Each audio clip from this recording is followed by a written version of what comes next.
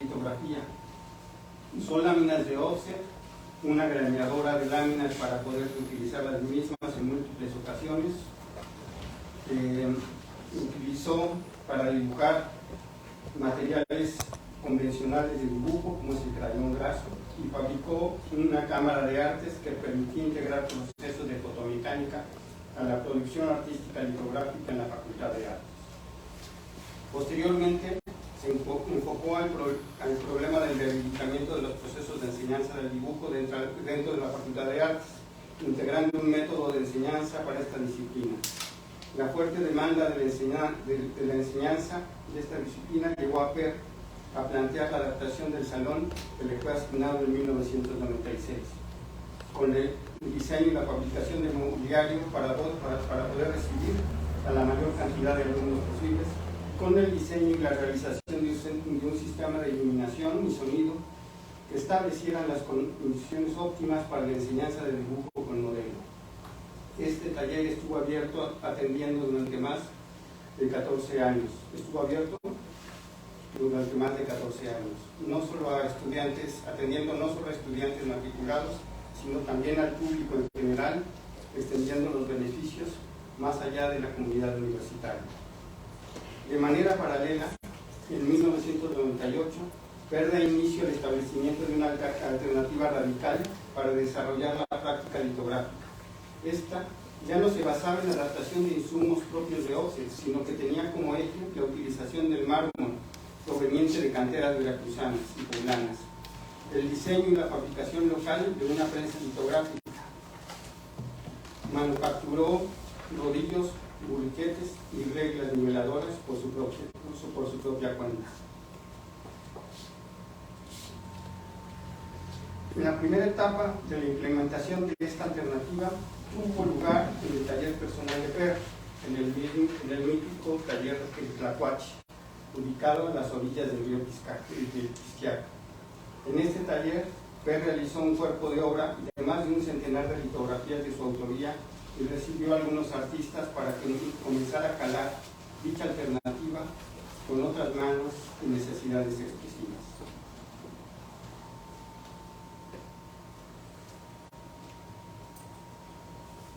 Una vez que probó su propuesta de procesos litográficos a la veracruzana, se dio a la tarea de socializarla y de ponerla a prueba a mayor escala. Para ello, publicó su libro, La litografía, una técnica recuperada. Llevó a cabo una exposición taller en el Museo del Chopo en 2002, trasladando su taller a dicho museo durante 2 meses, donde produjo más de 30 litografías de mediano y gran formato de artistas como Germán Venegas, Gilberto Aceves Navarro, Nunix Sauret, José Castro Liñero, Alberto Castro Liñero y Florino, entre otros. En el Museo Blasco Cortés en 2003 repitió la experiencia, pero ahora fabricando una prensa para este sitio, en vez de trasladar la propia. Un año después, en el Instituto de Artes Gráficas de Oaxaca, donde año después también lo hizo en el Instituto de Artes Gráficas de Oaxaca, donde practicó el uso del mármol oaxaqueño para realizar alguna litografía con el maestro Francisco Toledo.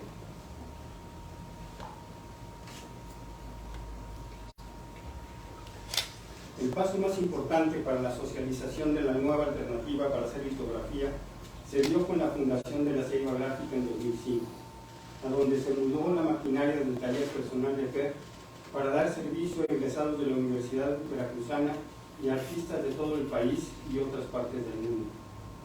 Desde este espacio se expandieron los beneficios de la propuesta tecnológica de PER, magnificando su impacto a niveles difícilmente previstos.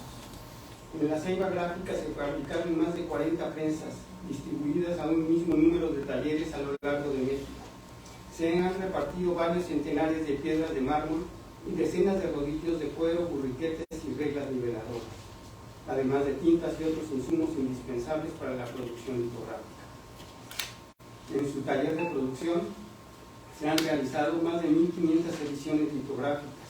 En el taller de enseñanza se han impartido un número similar de cursos básicos de litografía y se han capacitado impresores que ahora producen en talleres de la Ciudad de de México, Oaxaca, Tlaxcala, Puebla, Guanajuato y Querétaro. A sus talleres de litografía han arribado personas de diversas partes del mundo para conocer la litografía con mármol mexicano. Dentro de la ceiba gráfica, Per encabezó la rehabilitación de los espacios de la ex hacienda de La Orduña para que pudieran cumplir funciones de galería, tienda y área de residencias. También estableció talleres de oficio relacionados con la gráfica tradicional, como son los talleres de encuadernación y el de equipos móviles. Todo esto para poder recibir a la mayor cantidad de personas posible y facilitar los procesos de producción y enseñanza artística con técnicas tradicionales de la gráfica. En los últimos 14 años, Per se ha dedicado a dar solución al problema del encarecimiento y la falta de suministro de papel para las artes. Durante este periodo, investigó e implementó procesos para la elaboración de papel y de algodón de calidad dentro de la ceiba. Adaptó los espacios, fabricó pilas holandesas, elaboró marcos de formación, ideó sistemas de secado e inició estrategias de distribución del papel. Por otro lado, inició y expandió el cultivo de la planta de pozo y estableció el proceso de papel washi, el papel japonés, dentro de las instalaciones. El último paso en este rubro ha sido nuevamente con la intención de socializar el conocimiento de los procedimientos aprendidos e implementados, transformando el taller del papel de la ceiba gráfica en el Museo Vivo del Papel.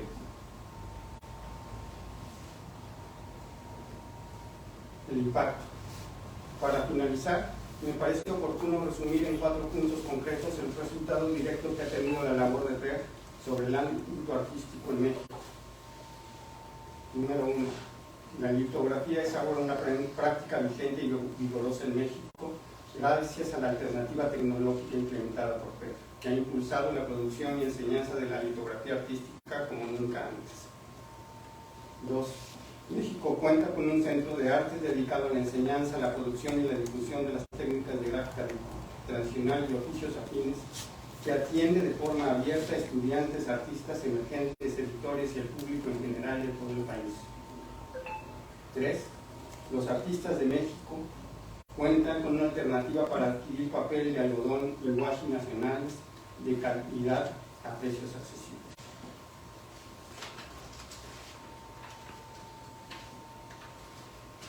Y eran 4, no 3. Veracruz cuenta con el Museo Vivo del Papel, un espacio destinado a la conservación y difusión de los procesos tradicionales de elaboración de papel, que mañana se inaugurará formalmente. Para dimensionar el impacto que ha tenido su labor, intento pensar en otro individuo que haya tenido una repercusión similar en el ámbito de las artes plásticas en México. Y por el momento, solo me viene a la mente un nombre, Francisco Toledo, quien creó el Instituto de Artes Gráficas de Oaxaca con su extraordinaria biblioteca. Fundó el Centro Fotográfico Manuel Álvarez Bravo y el Centro de las Artes de San Agustín, Etla Casa. Solo que existe una importante diferencia, y esta se ubica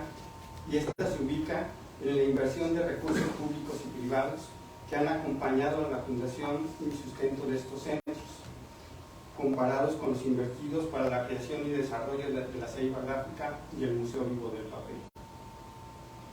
Para dar una idea rápida, los recursos gubernamentales asignados solo para el mantenimiento del CASA durante 2 años equivalen a todas las aportaciones hechas durante 17 años por parte del gobierno del estado de Veracruz y el gobierno federal para la rehabilitación de los espacios que hoy ocupa la ceiba gráfica.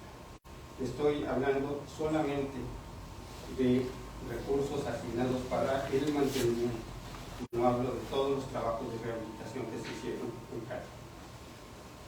La misma cantidad serviría para cubrir los 12 años de salario como investigador en la Universidad Veracruzana le ha otorgado a Per y lo otorgado por el Sistema Nacional de Creadores para socializar su alternativa para hacer litografía con mármol mexicano.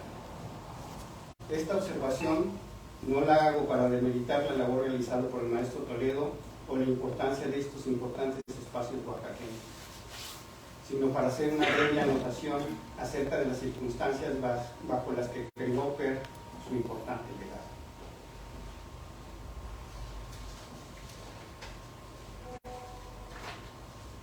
El trayecto de Per ha sido largo y no en pocas ocasiones plagado de dificultades, con muchas piedras en el camino.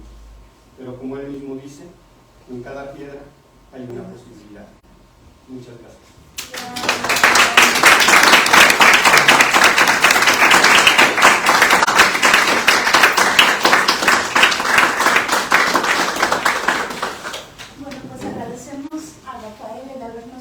A esta faceta de la obra de Per que tiene que ver con la creación, la importancia de la creación de estas tecnologías creativas y de estos productos nativos, el uso de estos materiales nativos. Gracias, Rafa. Y ahora vamos a pasar con la propuesta de Samuel Pérez García. Santiago, perdón. Santiago es licenciado en Artes Visuales por la UNAM, cuenta con estudios de maestría en Historia del Arte. Su carrera profesional se ha desplegado en los campos de la gestión y difusión cultural, la museología, curaduría, museografía, producción artística, docencia y la creación editorial. Fue director del Museo Nacional de la Estampa, del Instituto Nacional de Bellas Artes y Literatura en 2013 a 2019, subdirector del Museo de Arte Moderno de Limba en 2010-2013, jefe de colecciones del Museo de Arte Carrillo Gil de Limba 2007 a 2009, investigador del Museo Nacional de Arte de Limba del 2000 al 2004 e investigador del proyecto La Era de la Discrepancia, Arte y Cultura Visual en México 1968-1997, organizado por la Coordinación de Difusión Cultural de la UNAM. Actualmente se desempeña como coordinador de la Galería Ramón Alba de la Canal de la Universidad de Veracruz. Ha participado en la realización de más de 300 exposiciones en recintos culturales de México y el extranjero. También ha participado como integrante de jurados en certámenes artísticos y bienales, publicado textos de investigación y difusión en distintos medios impresos y digitales y coordinado la edición de catálogos y libros enfocados a temas de historia de la Muchas gracias. Santiago. Ya Rafa no me dejó nada que decir. Bueno, primero quiero agradecerte, Per, por esta oportunidad que estoy hablar contigo y a Tsiri por la invitación también, etcétera. Yo estaba preparando también un discurso, pero dije,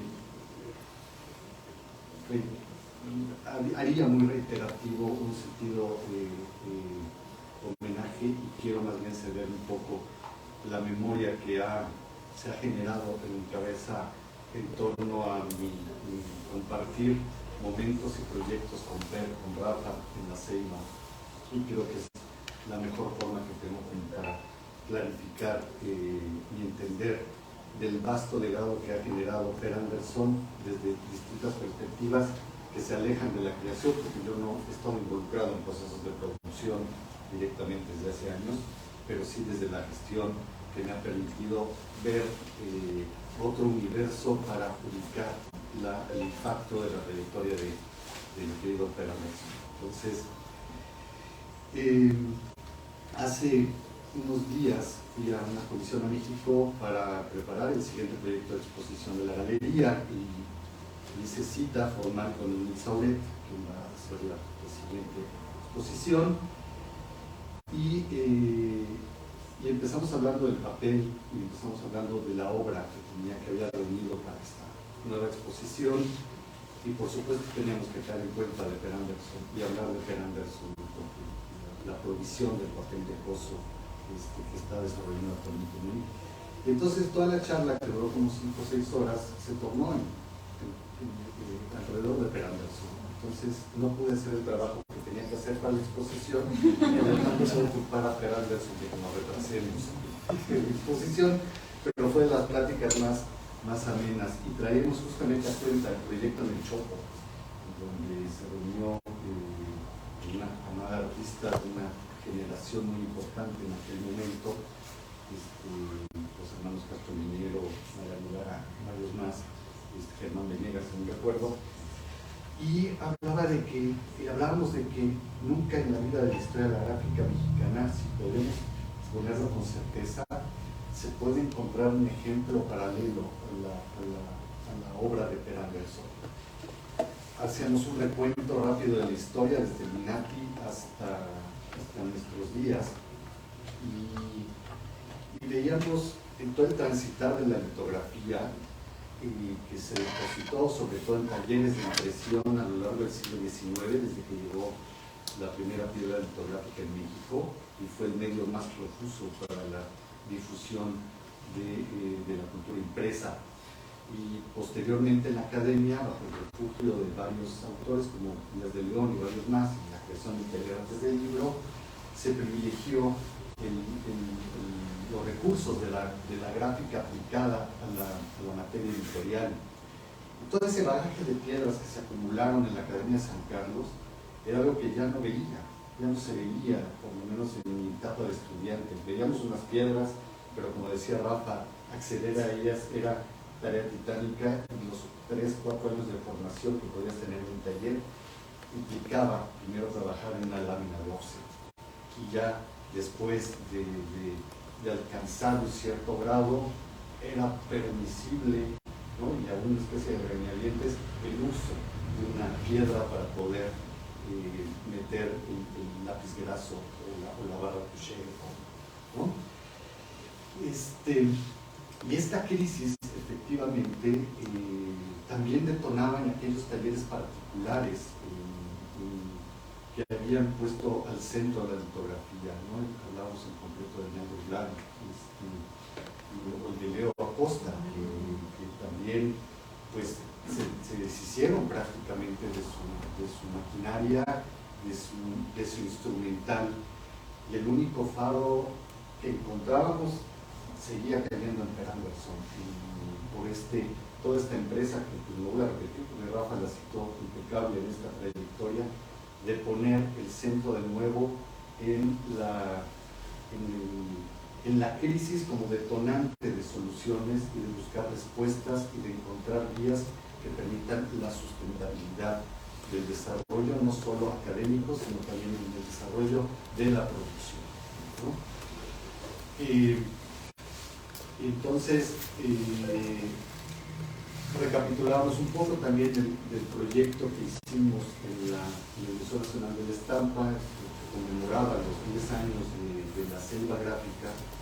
Y decíamos 10 años que pueden sonar muy poco, pero nunca habíamos encontrado un alcance tan amplio en esos 10 años que relaciona a la litografía, a la producción litográfica, a la habilitación de talleres, pero también con la comunidad dedicada al arte. Es decir, toda la infraestructura que se ha generado en la Ceiba y que ha podido alcanzar distintos horizontes, por lo menos varios viajes que me tocó hacer, pues de repente llegaba a Torreón y me encontraba la parte del instrumental que me daba por Per Anderson. Lo mismo en Querétaro, Tlaxcala, si no recuerdo mal, Tebac, somos vida eterna, siempre en Tebac, pero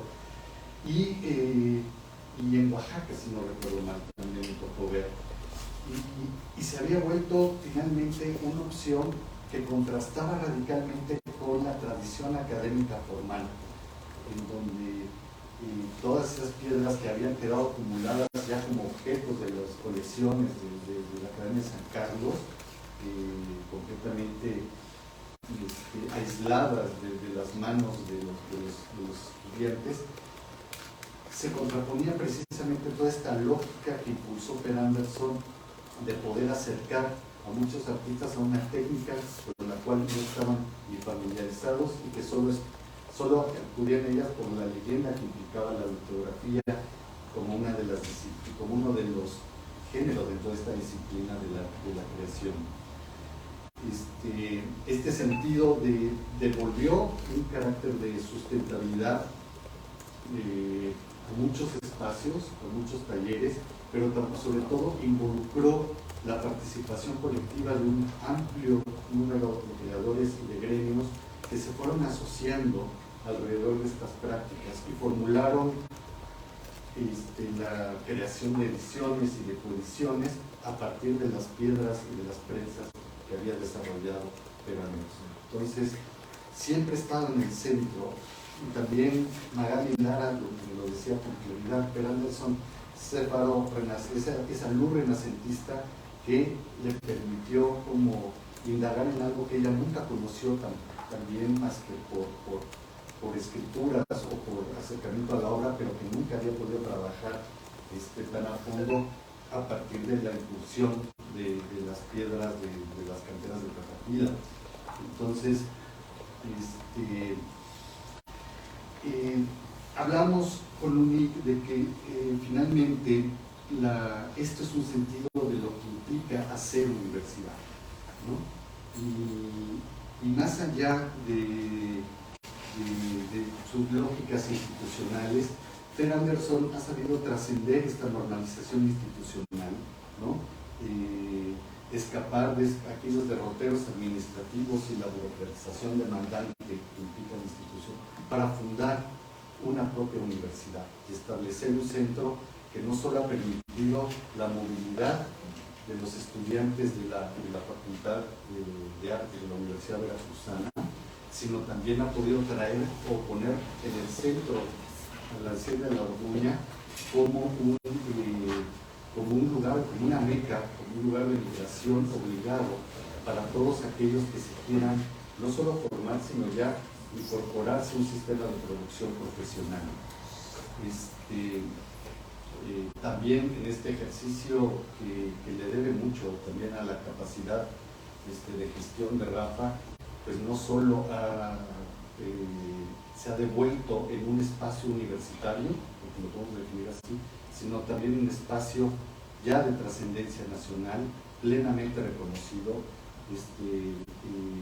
no solo por todo el suministro de materiales que ha podido favorecer la práctica de estos espacios, sino también por otro tipo de actividades que han podido generar en cuanto a la producción de carpetas, ediciones, y que también ha permitido acercar a estudiantes, por ejemplo, en Ulterac, en Tlaxcala, a estudiantes que no están inscritos en las materias curriculares de ninguna institución educativa, ¿no? Entonces,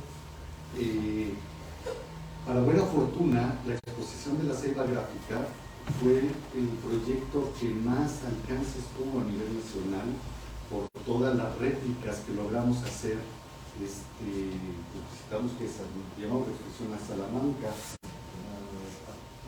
Saltillo, Coahuila, a Querétaro, a Michoacán, a Puebla, a Puebla, justamente a la Universidad Iberoamericana de Puebla. No llegamos a Oaxaca, pero y lo que veíamos efectivamente es que todos los que se acercaban de esas comunidades ya tenían plenamente identificado lo que implicaba la producción de la Ceiba, el proyecto de la Ceiba Gráfica y los alcances del trabajo de Per Anderson. Entonces, Per no se ha invitado precisamente a ese ejercicio académico de 4 aulas con un bastión para poder ofrecer un discurso o facilitar o canalizar la práctica de los estudiantes, sino que su proyecto ha tenido unas vías de expansión y ha permitido vincular también a colegas y artistas de gran trayectoria en el universo artístico de México, e incluso con alcances internacionales. Recuerdo uno en Asia, ¿no? Camboya, ¿no? Y en Costa Rica. Hubo una prensa también en Nueva York. Exacto. Y eso es algo que, vuelvo otra vez al inicio, no se ha podido ver en ningún otro referente histórico. Me puse a ver, antes de venir para acá, a ver un recuento de cómo, de algún ejemplo que pudiera comparar la multiplicación de posibilidades, la multiplicación de proyectos, la multiplicación de sistemas que ha generado Per Anderson a través de la Ceiba Gráfica, y no hay ningún otro referente. ¿no? Esos grandes maestros como Leo Acosta y algunos más, pues tuvieron un momento, un auge, pero sí veían un cierto sistema de crisis en cuanto a que no había una retroalimentación, que el trabajo de PET se ha alcanzado en toda una trascendencia intercolectiva, y no solo involucra a creadores, también involucrado a los agentes de su propia comunidad, torneros, productores de pequeños talleres que han permitido nutrir el instrumental o los sistemas de creación de herramientas y de productos que se han asociado ya a la institucionalización de la ceiba gráfica. Y regresando al último proyecto de PER, que es el Museo Vivo del Papel, pues también en términos generales es un museo pionero en México.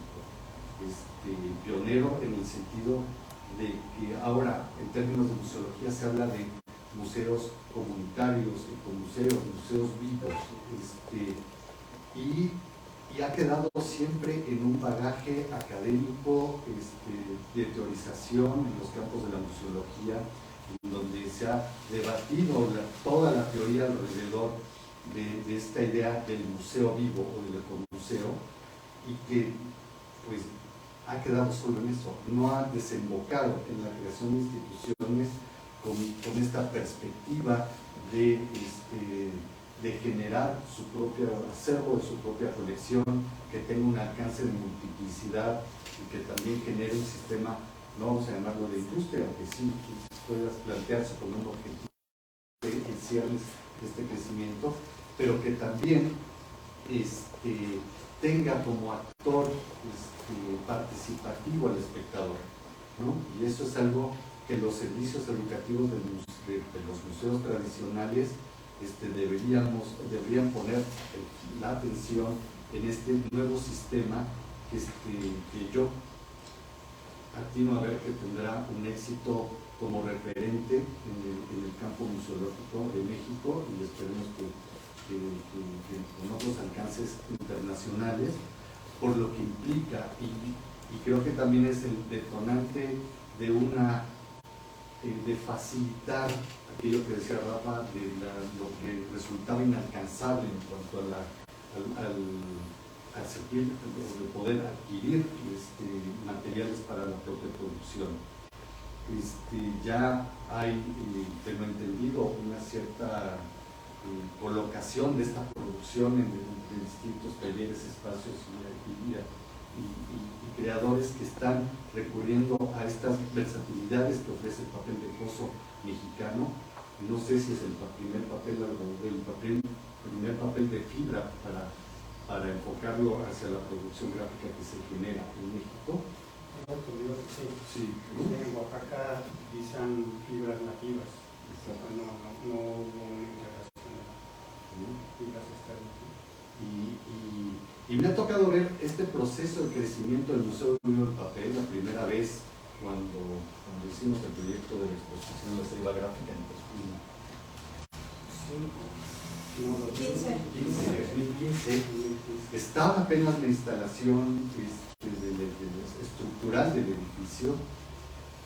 La siguiente vez que me tocó ver el Museo Vivo del Papel, apenas tenía los primeros cultivos del pozo, unas pequeñas frutas que le costaba mucho a poder ver cómo hacer más eficaz su crecimiento, porque involucraba todo un sistema ecológico, biológico para el cuidado de estas plantas. Y la última vez que estuve, pues ya veías prácticamente la extensión territorial del cultivo de pozo y ya finalmente su materialización en esta fábrica comunitaria del papel.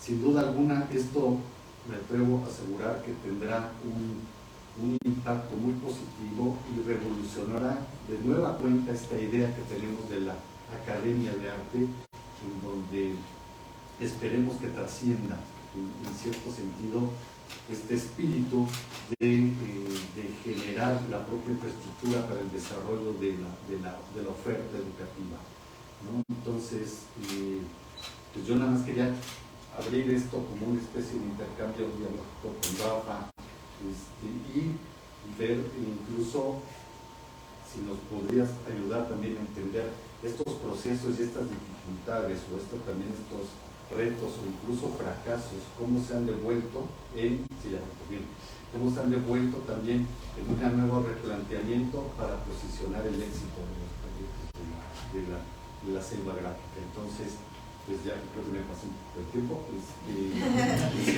Claudia, sí. Entonces, bueno, pues aquí lo quiero dejar. Bueno, muchas gracias, Santiago.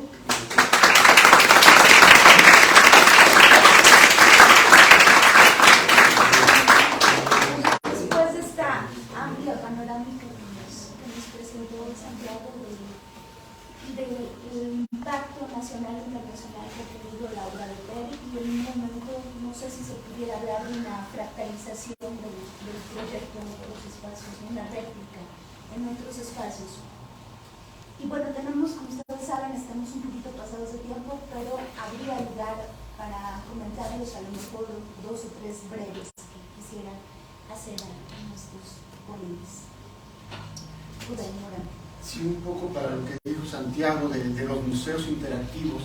En el 2012, con apoyo de CEP CONACYT, hice un museo interactivo que se llevó a la Sierra Sogonica, la gente más pobre, a los municipios más pobres del país. Era en náhuatl y en español, era totalmente interactivo para niños, todos los niños del municipio pudieron asistir. Sin embargo, este museo interactivo que ganó el Premio Nacional Miguel Covarrubias no pudo seguir adelante por falta de apoyo. Sí, en buena medida la gran proliferación del desarrollo de los museos comunitarios siempre han impulsado este sistema de reto de la sustentabilidad, y obviamente, como lo ponía Rafa en el ejemplo de casa, ¿no? Mucho se ha vuelto de un sistema plenamente dependiente de presupuestos públicos o de iniciativas que permitan mantener la estructura operacional de un museo. Por eso atino a ver que este proyecto del Museo Vivo en Papel tiene todas las garantías, debo decirlo así, por su sistema de operación y de producción, de enraizar en un sentido meramente o plenamente autosustentable. La idea no era un museo comunitario, era un museo itinerante. Un poquito diferente. Gracias. Bueno, ¿alguien más que nos quiera compartir alguna opinión, pregunta a nuestros ponentes? Bueno, pues les damos un último aplauso.